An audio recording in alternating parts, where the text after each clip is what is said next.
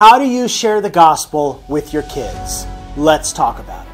For many of us as moms and dads, especially moms and dads who follow Jesus, we care deeply about our kids and we care deeply about them coming to know the good news of Jesus, coming to experience the new life that is only possible in a relationship with God through Jesus. But many of us as parents struggle with, how do I actually talk about the good news of Jesus with my kids? It's like I don't want them to tune me out. What if I come off in a way that actually puts them off from following Jesus? It's like I've tried to talk to my kids about other things and it didn't go well. So what do I do?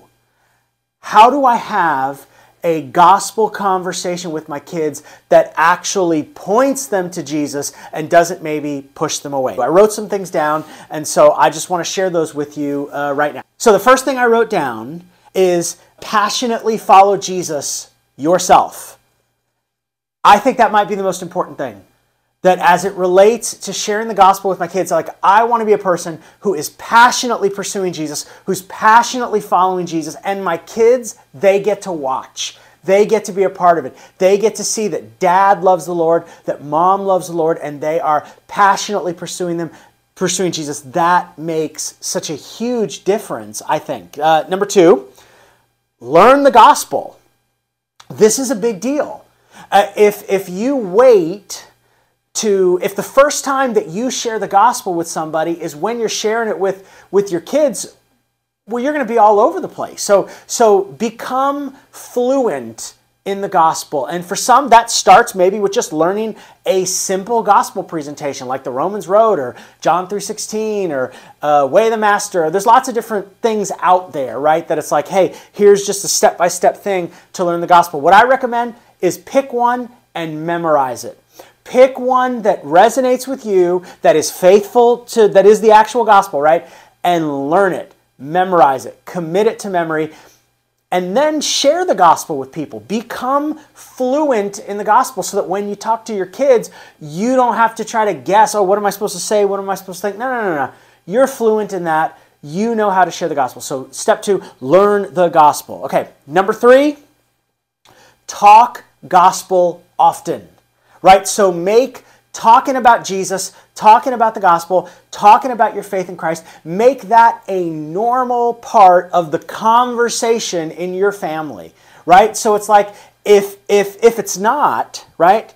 And it's like we don't really ever talk about the things of God, then it's going to feel weird when you try to have this conversation with your kids. Hey, let me tell you about Jesus. We never talk about Jesus, so don't do that. Make talking about Jesus, make talking about the scriptures, make talking about God something that feels normal, because in our house, in our family, we have gospel talk, right? We talk the gospel, we talk Jesus often. It feels normal. It makes then sharing the gospel with your kids so much easier. Okay.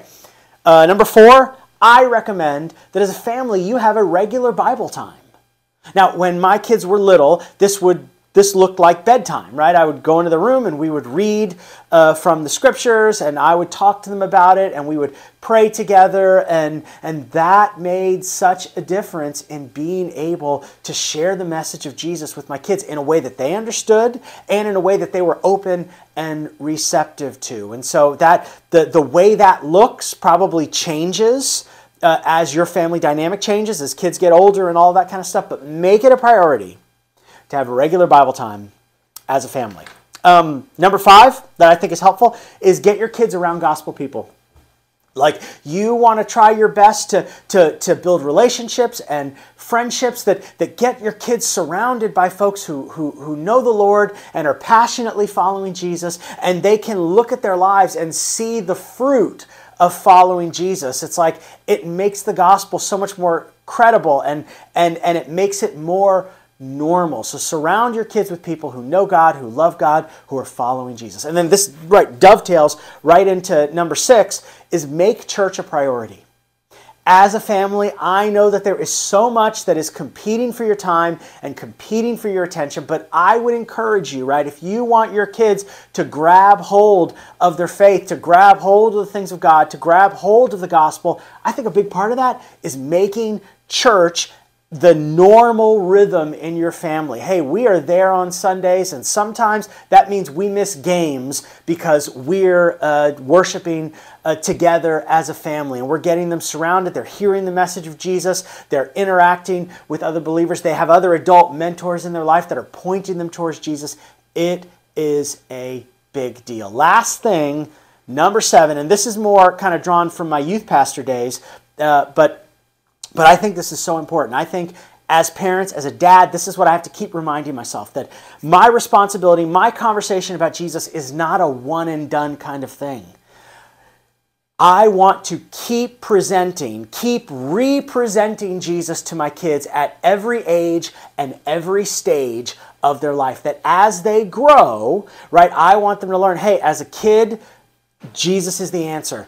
As a tween, Jesus is the answer. As a teenager, as a young adult, Jesus is always the answer. And the way that I would talk about Jesus to them as when they were really little is different than how I talk to them about Jesus when they're older. So it's like you have to keep sort of reinterpreting the gospel for them as they grow up. Not reinterpreting in the way that the gospel changes. That's not what I mean. But simply to say that their capacity, their understanding changes as they grow. So keep pointing them to Jesus. Keep representing Jesus at every age and every stage of their life. And that will help them realize, okay, Jesus was not just a thing I did when I was following Jesus when I was a kid. Following Jesus matters today. I hope that helps. These are things that have helped me as I've sought to point my kids to Jesus, and my prayer is that will help you, and that'll be an encouragement to you as well. Thanks so much for watching.